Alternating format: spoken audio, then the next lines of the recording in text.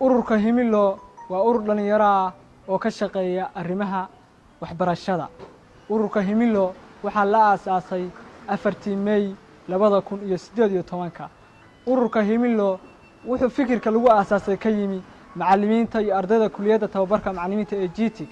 ururka himilo waxyaabaha uu ka shaqeeyo waxaa ka mid ah waxbaridda dadka aan awoodin waxbarashada, talosiinta iyo caawinta macallimiinta, wacyigelinta bulshada.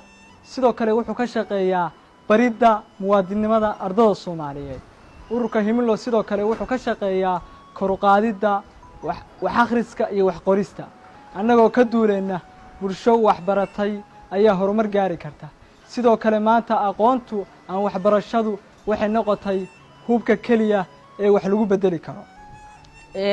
sidoo kale hadafka uu hiigsanayo ururka himilo waa la dagaalanka wax akhris la'aanta iyo wax qoris la'aanta.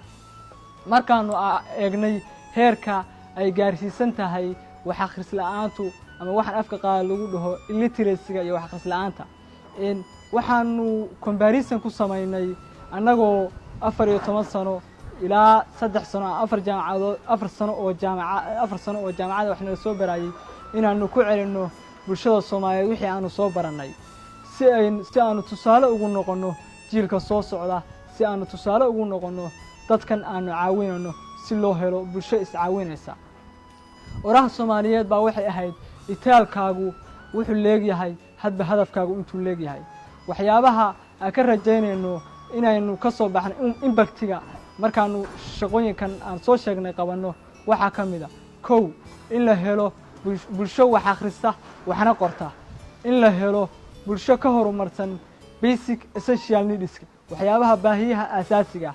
sidoo kale in la helo bulsho multi skill ah, bulsho baratay xirfado kala duwan si loo helo qof kasta uu horumarkii waddanka kaga aadana uu qaybtiisa ka qaato. sidoo kale in la helo bulsho isbedel dhab ah ku tallaabsatay oo isbedelku ka muuqda.